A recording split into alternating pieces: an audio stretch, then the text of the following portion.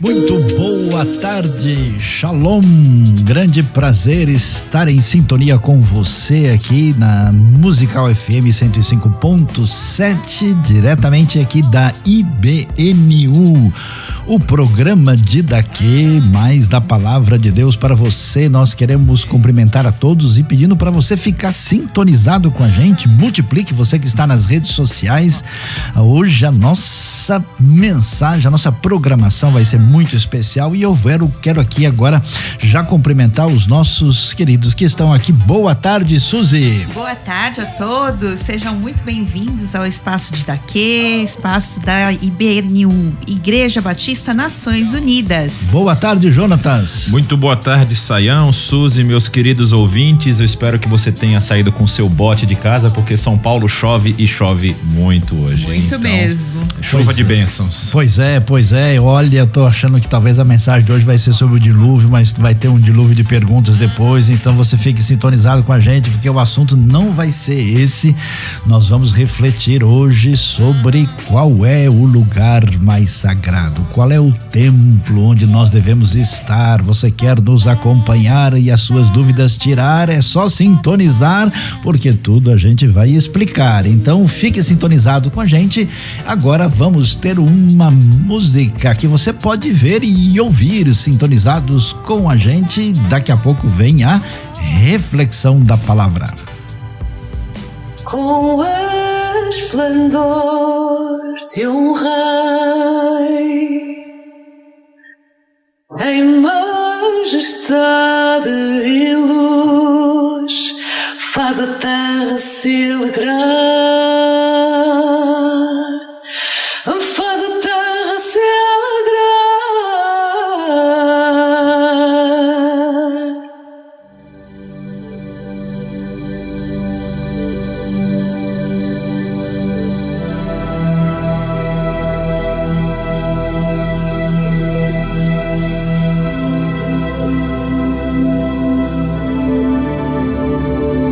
Gesù ritornerà,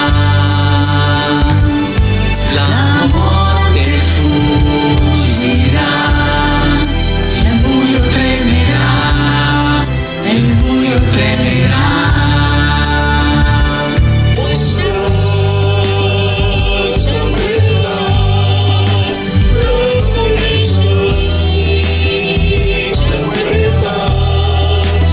Yeah.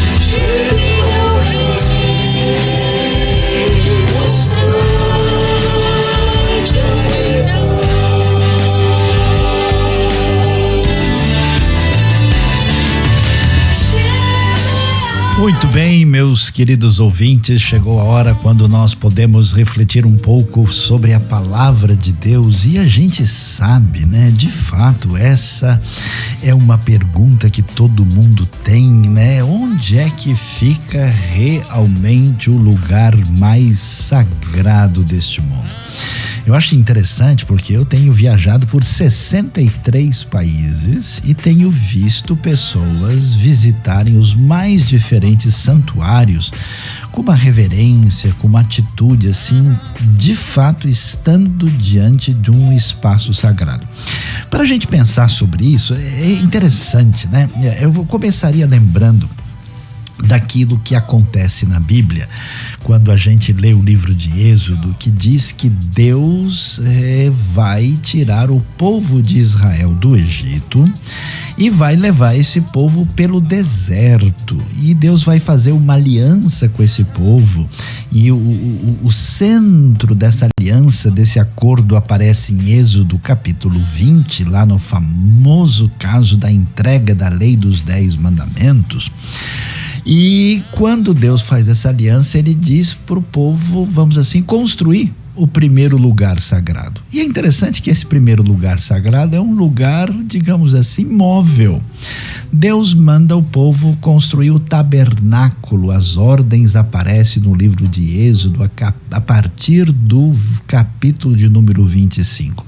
Esse tabernáculo era um espaço, assim, uma espécie de pátio, que tinha 45 metros por 22 metros e meio, né? Do lado de fora lá estava uma bacia de bronze ou pia de cobre junto com um altar de holocaustos, e na parte mais assim para a parte final, né? Do pátio do tabernáculo estava a tenda do encontro, a tenda da congregação, que tinha 13 metros e meio por 4,5, dividido no lugar santo e no lugar santíssimo. E os israelitas iam ali, traziam seus sacrifícios, as 5 ofertas que são apresentadas no livro de Levítico, e eles expressavam a sua gratidão, o seu pedido de perdão, a sua conexão de adoração diante de Deus. Agora, o interessante é que esse lugar sagrado ficava ali no centro do acampamento, mas mudava, né? Então, quando eles levantavam o acampamento e iam para um outro lugar, Deus já estava sinalizando uma coisa importante para a gente, que é muito valioso a gente descobrir onde é que nós podemos concretamente mostrar a nossa adoração, mas sem mistificar o lugar de maneira exagerada, de modo que a gente ache que talvez aquele pedaço de chão vira um lugar sagrado e acabe tomando quase o lugar do próprio Deus.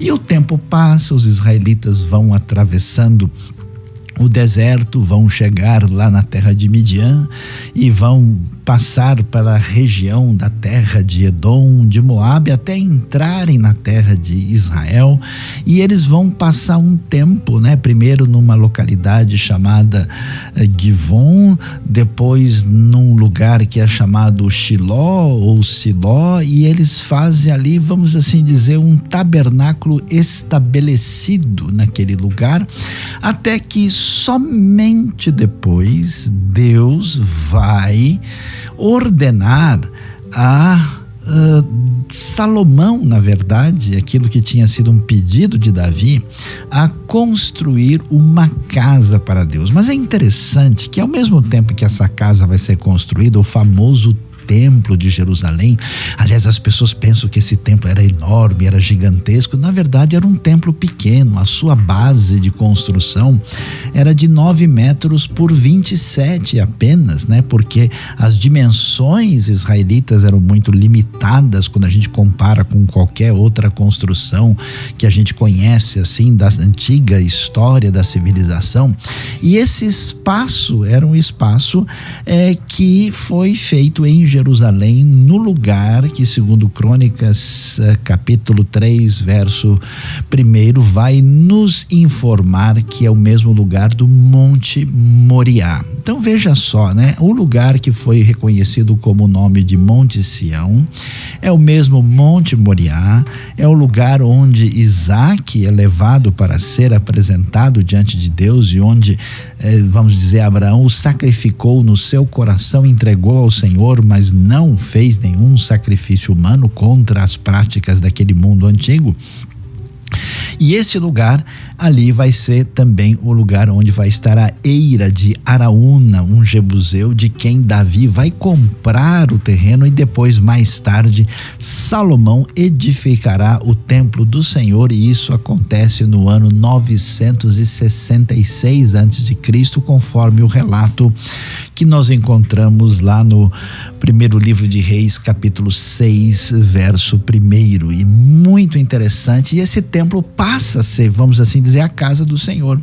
Ao mesmo tempo em que Deus aceita o culto nesse lugar que foi escolhido para ser colocado ali o seu nome, Deus diz, né? Ele diz para Davi, ó, Davi, você acha que eu estou precisando de uma casa, né? A terra, né? É o estrado dos meus pés. Você acha que Deus pode realmente se limitar, né? Quando a gente lê alguns salmos, como o Salmo 150, a gente vê que o grande templo onde Deus reside envolve a terra toda, porque Ele é o Senhor do universo, mas de alguma maneira Ele está presente também nesse espaço limitado onde, de certa forma, descansa a sua presença.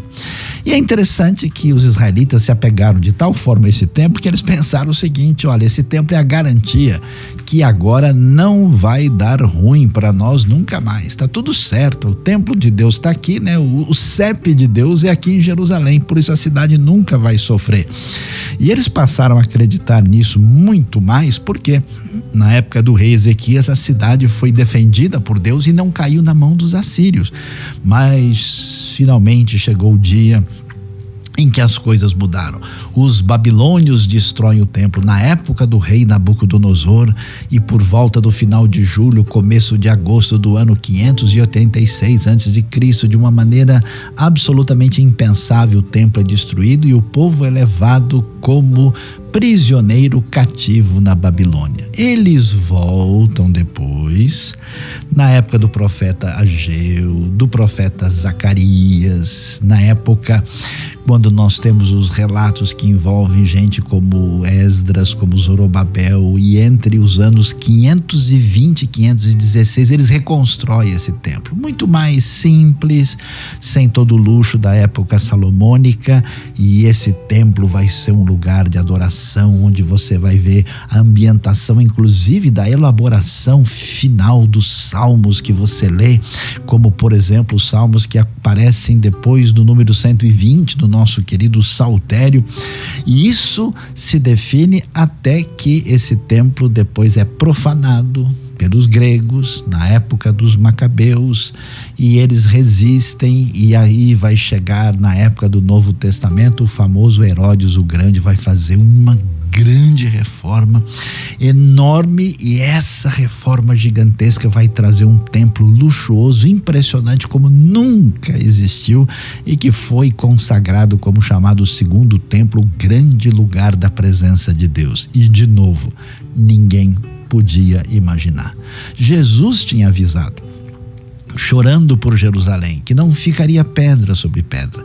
Ele mesmo avisou sobre o templo e começou a mostrar a coisa numa outra direção, porque esse templo finalmente também, apesar da sua beleza, da sua grandiosidade, da sua majestade, foi destruído pelos romanos no ano 70 com a invasão de Jerusalém, na época em que o general Tito conquista a cidade, e o templo nunca mais apareceu de novo. E o que a gente pode dizer?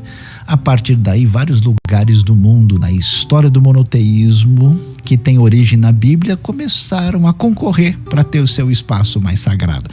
E tem gente que realmente pensa, né, que esse lugar é o mais importante. Agora veja só a surpresa. Onde está o templo mais sagrado? Será que é em Genebra? Será que é em Roma? Será que é em Jerusalém? Em que área exata? Será que de fato isso faz sentido? Olhe só a novidade, o meu querido que está me ouvindo está sentado. Tá podendo acompanhar? Tá preparado para ouvir? Agora a coisa vai pegar. Eu não sei se você vai aguentar a informação, porque, atenção, atenção, atenção.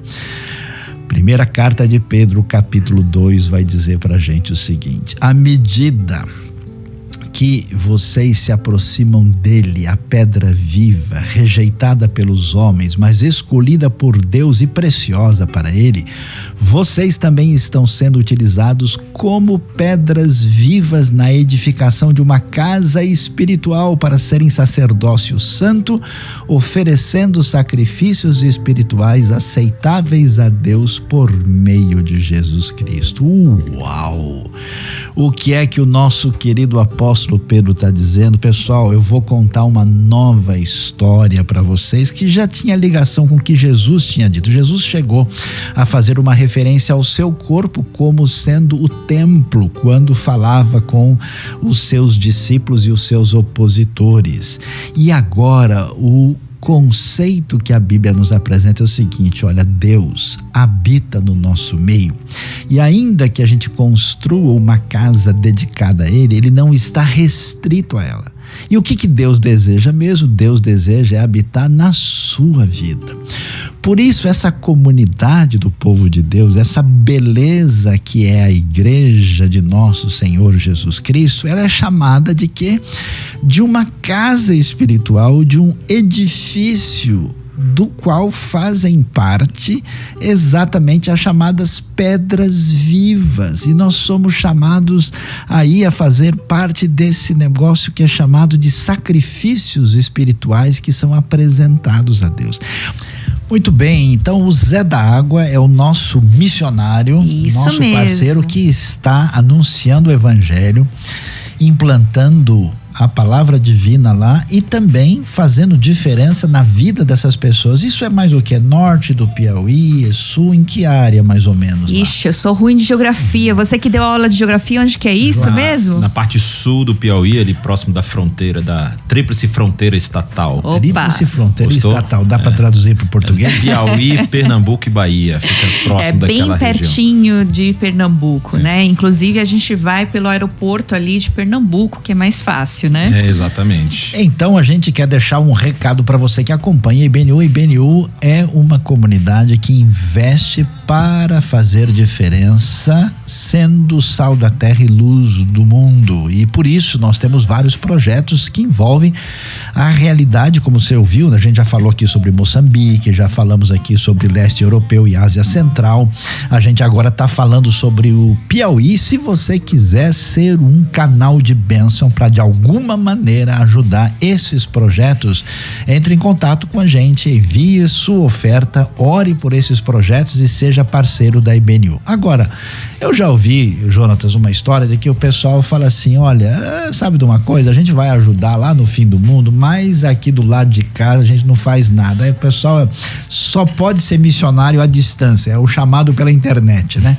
Me diz uma coisa, na nossa proposta da IBNU aqui, tem projeto aqui na cidade de São Paulo que a IBNU tá trabalhando e fazendo diferença? Se tem, conta pra gente, explica direito, porque o pessoal tá curioso. Com certeza nós temos projetos aqui. A ideia, eu acho que muita gente acaba confundindo aquela fala, né, Saião, que nós vemos lá no Jesus explicando para os discípulos onde eles deveriam fazer missões, né? Que aí o pessoal fala Judéia, Samaria até os confins da terra, né? O pessoal quer começar pelos confins da terra esquecendo do próprio Jerusalém que está aqui do lado, né? A gente tem feito um trabalho aqui na cidade de São Paulo, temos recebido o apoio de várias pessoas, mas a IBNU como igreja tem apoiado especificamente 3 projetos aqui na cidade de São Paulo, e um desses projetos chama Um Novo Amanhecer, que está na zona sul de São Paulo, ali falando de fronteiras, vamos falar de mais uma, né? Entre a cidade de São Paulo e Diadema.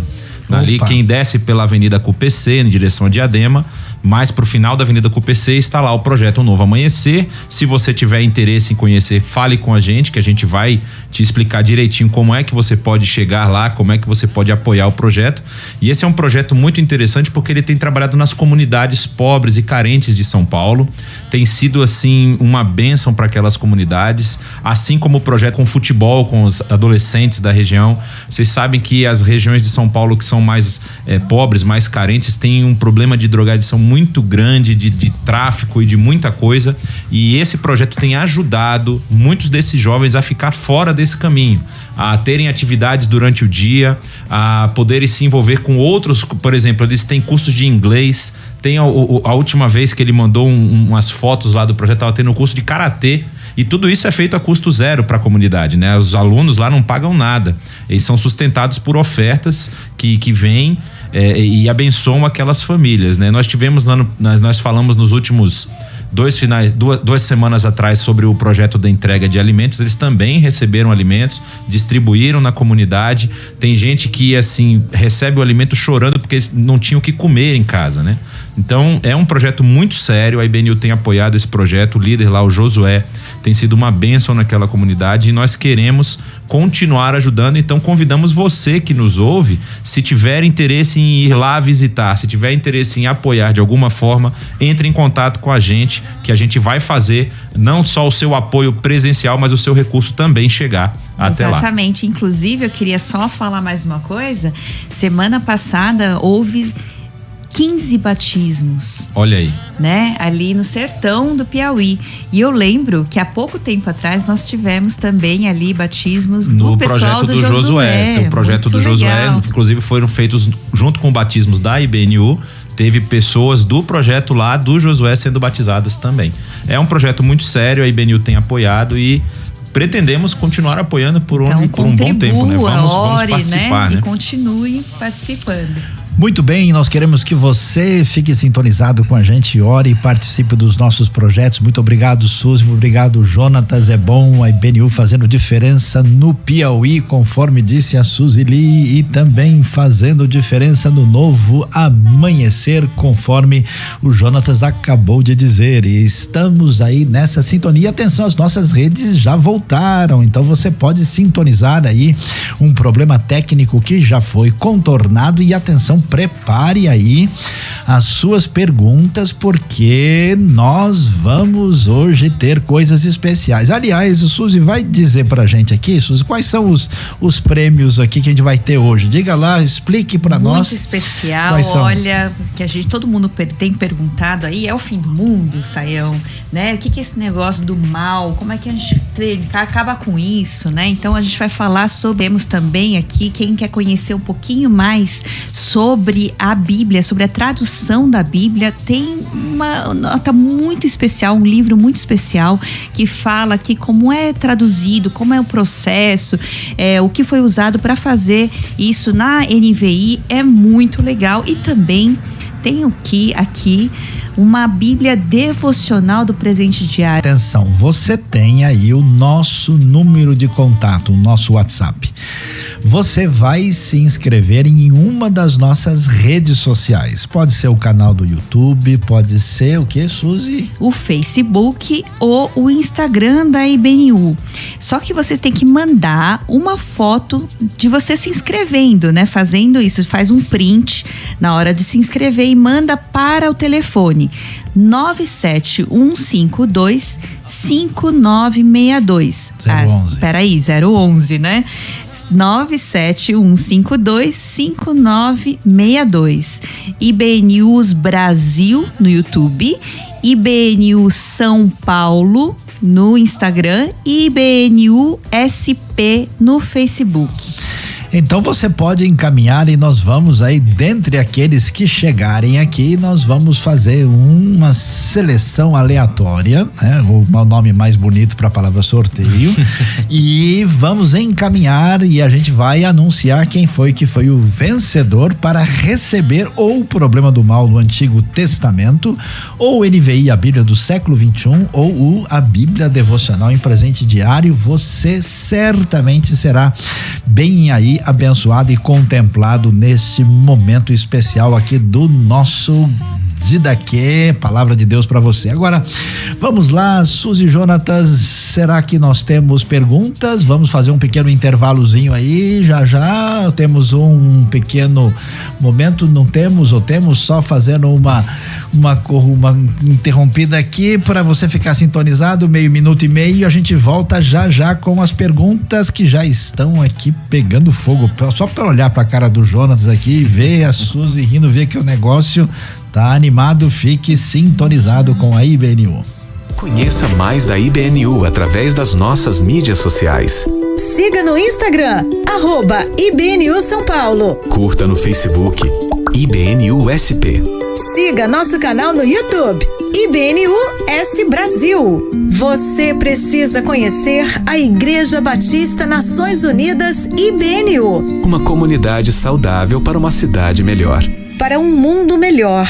Uma igreja comprometida com o reino de Deus, sob a liderança do Luiz Saião. Nosso canal no YouTube possui centenas de mensagens, estudos e vídeos com preletores brasileiros e internacionais do mais alto nível. Siga nossas redes sociais, YouTube, Facebook e Instagram. Contribua com os projetos missionários, sociais e humanitários da IBNU. Projetos em comunidades carentes em São Paulo, no Nordeste, na África, na Ásia e América Latina. Uma igreja que abençoa o povo de Deus perseguido e sofrido em vários países no mundo, no leste europeu, na Ásia e na África. Invista no Rota 66 e nos outros projetos de ensino da IBNU. Contribua com a IBNU e que Deus abençoe sua vida. Igreja Batista Nações Unidas. Bradesco, agência 1445, dígito 1. Conta corrente 35400-7. IBNU. Uma comunidade saudável para uma cidade melhor. Fale conosco pelo WhatsApp. 11 97152 5962.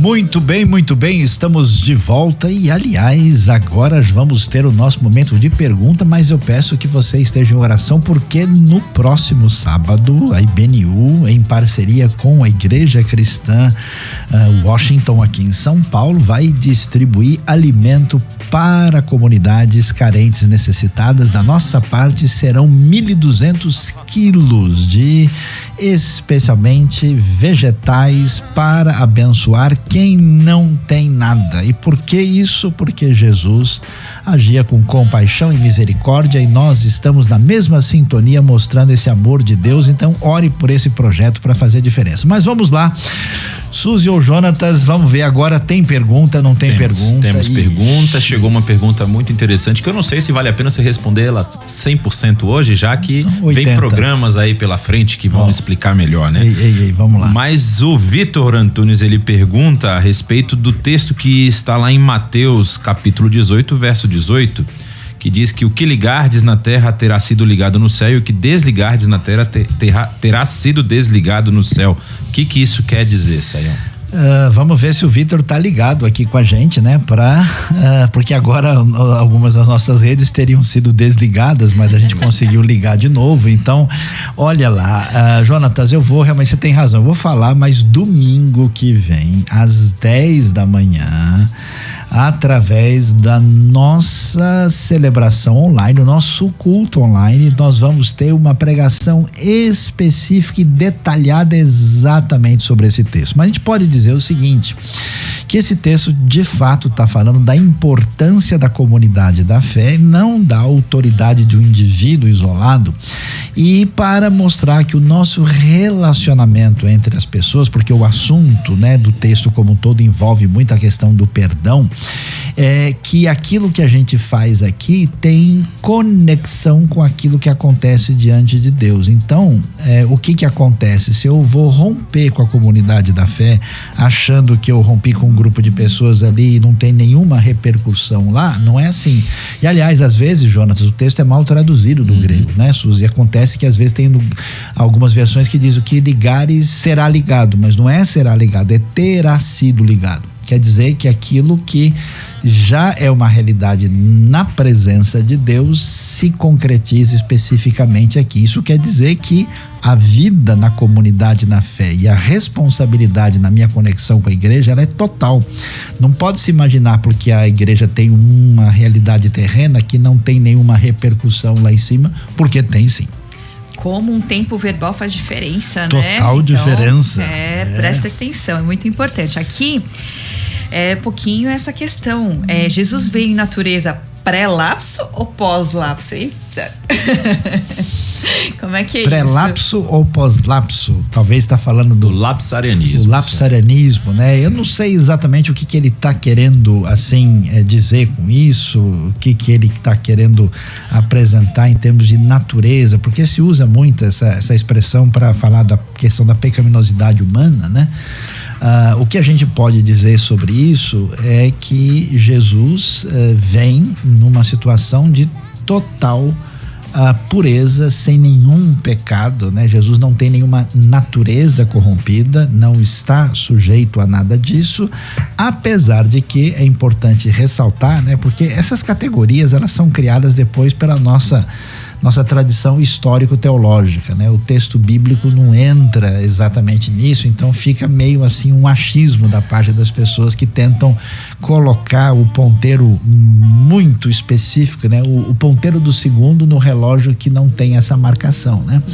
E aí o que acontece? Jesus, como ele é absolutamente humano, nesse sentido ele é um segundo Adão, no sentido em que a tentação para ele é real, apesar dele não ter nenhuma natureza pecaminosa, nenhum sarx, né? Ou um yetzer hara, né? Usando as expressões do original. Já que você usou essas expressões bonitas aí pra gente, tem uma questão aqui que envolve tradução, né? Opa! E aí o Lorival pergunta por que no Antigo Testamento, o que tá lá escrito em Mar de Juncos, é traduzido para Mar Vermelho no Novo Testamento. Muito bem, Mar de Juncos, Mar Vermelho, né? Na verdade, né, o que a gente encontra no texto hebraico é a expressão Yam-Suf, né? E Yam-Suf, mais literalmente, é de fato o Mar de Juncos, né? E acontece que esse mar depois vai acabar assim recebendo, né, essa designação de vermelho, mais provavelmente em função do fato da Península do Sinai ser um lugar bastante avermelhado. Quem conhece lá a região e pega assim um pôr do sol ou um nascer do sol, né?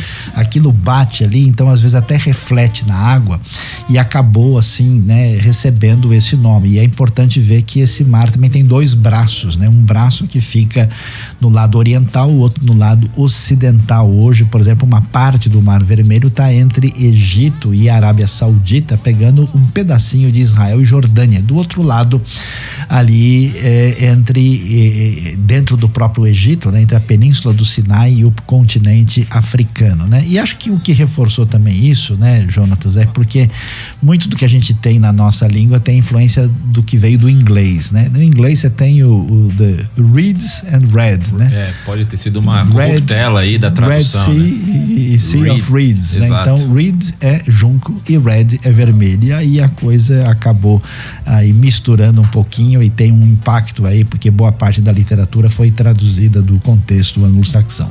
Esse negócio de tradução é complicado, né? Bastante, Suzy. E agora, em vez de tradução, agora é questão de época, de tempo. Esse negócio de 1 Coríntios 11:4, orar com cabeça descoberta, é doutrina para hoje?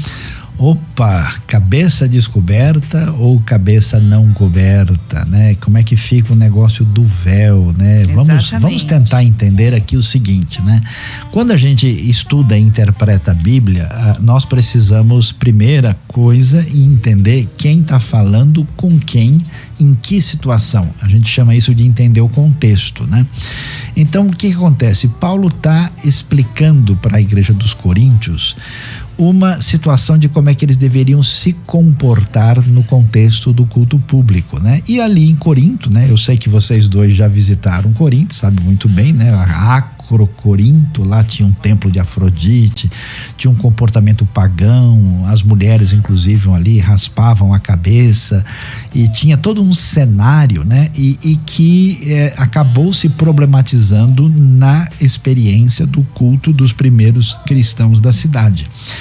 E aí Paulo vai dizer o seguinte, que a postura de se comportar num culto afrontando o mínimo de ordem social e espiritual se tornava um grande problema. Então ele diz, né, que no caso as mulheres deveriam usar o véu, e alguns argumentam que o cabelo era no lugar do véu, porque isso tinha uma linguagem de entendimento naquela realidade, né? E Jonathan, a gente sabe que esse é um negócio que inclusive cultural, né? Sim. Por exemplo, o brasileiro gosta de dar um abraço, né? De dar um beijo na pessoa conhecida, na pessoa amiga, no parente, mas isso não é assim em qualquer lugar do mundo. Eu cheguei no Japão uma vez, fui visitar o Japão e vi que ninguém lá estava fazendo a mesma coisa que a gente faz aqui, né? E a gente vai para um país árabe, a gente vai para o norte da Europa, a gente vai para a África, os costumes são diferentes. Então a questão é a seguinte: será que alguém para servir a Deus precisa cobrir a cabeça? A minha resposta é não. Por quê? Porque aqui não tem o mesmo significado que tinha lá, né? A gente, quando a pessoa, por exemplo, todo mundo se cobrir a cabeça, alguém vai pensar, puxa, será que a pessoa ele pertence a uma ordem religiosa específica que faz isso? Será que a pessoa, né, tá com algum problema na cabeça, por isso que cobriu? Quer dizer, a gente faz uma coisa que não tem o mesmo significado, né? Assim como também a Bíblia diz pra gente, por exemplo, que se a gente é cristão de verdade, nós temos que lavar o quê? Os pés uns dos outros, né? Amém, amém, João. Amém. Tô precisando que lave o meu pé. Bom, a gente, depois do nosso programa, vamos conversar seriamente sobre isso, né? Então, agora a gente não faz isso porque isso tinha um significado que nem dá tempo de explicar agora aqui para todo mundo, que hoje não tem. Então, se a gente vê uma igreja onde todo mundo tá lavando o pé, ela fala assim, deve ter dado frieira geral em todo mundo, algum problema sério. Uma questão médica envolvida. Então não é o caso. É uma questão de princípios, né? Tem coisa que nós precisamos aprender o princípio. E então, por exemplo, nesse caso, eu posso servi-los, mas não posso lavar os pés de vocês hoje. Pois é. Mas posso servir. É como a salvação não é pelas obras, então a gente pode considerar aí, né? Então, mas lá. Olha lá, o nosso tempo está adiantado. Atenção, as últimas perguntas. Tem uma pergunta muito aqui interessante aqui que fala sobre o Pentateuco, Sayão, perguntando o seguinte: por que as pessoas questionam o Pentateuco como sendo uma combinação de narrativas?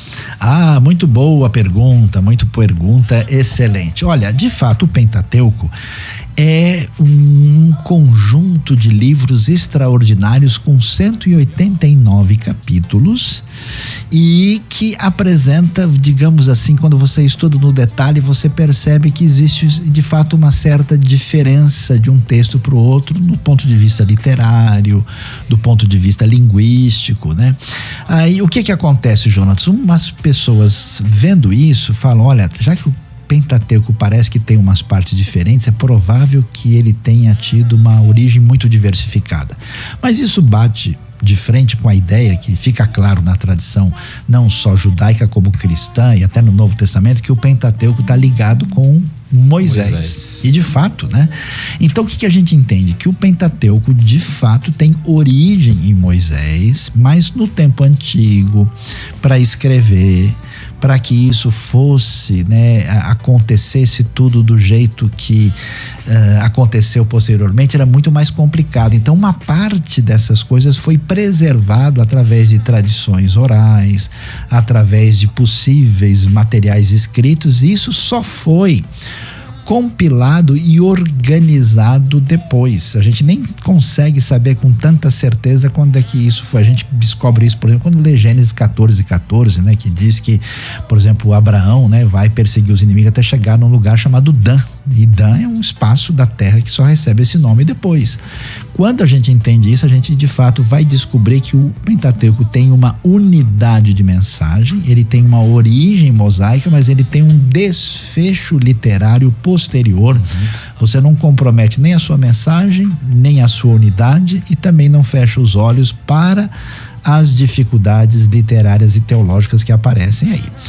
Mas vamos lá, Suzy, está chegando gente aí interessada em receber os nossos prêmios? Opa, tá cheio aqui, e agora, hein? E agora, a gente vai ter que ver, nós vamos em breve aí anunciar quem foi os ganhadores. Vamos olhar aqui, vamos lá, temos mais alguma pergunta?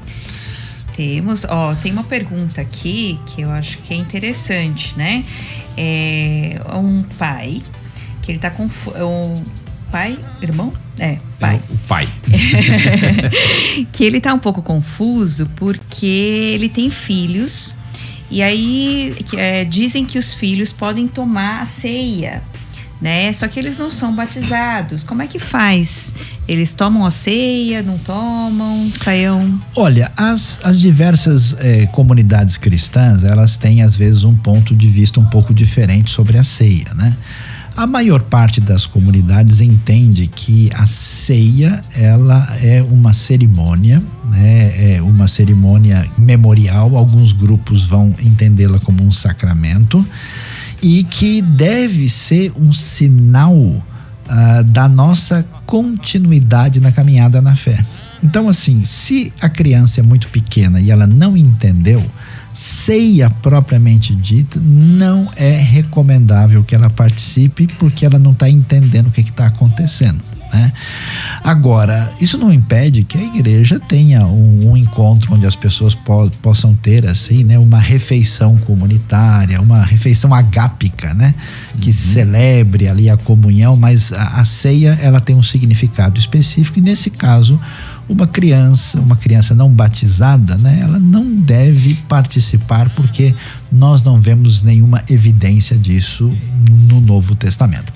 Mas nós estamos chegando no final aqui. Eu vou pedir, se for possível, pessoal, entrar um pouquinho aí com a nossa música agora, né, enquanto a gente vai dar uma olhada aqui, né, para ver quais são aí os possíveis ganhadores aí do nosso. Vamos lá.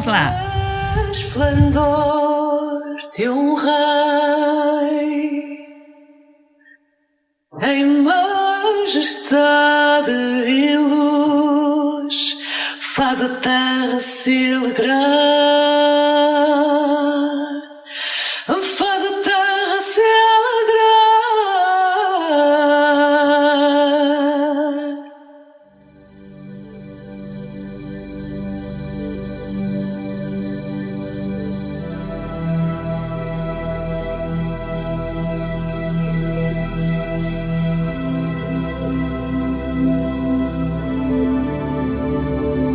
Jesus ritornerà, la morte fuggirà, il buio tremerà, il buio tremerà.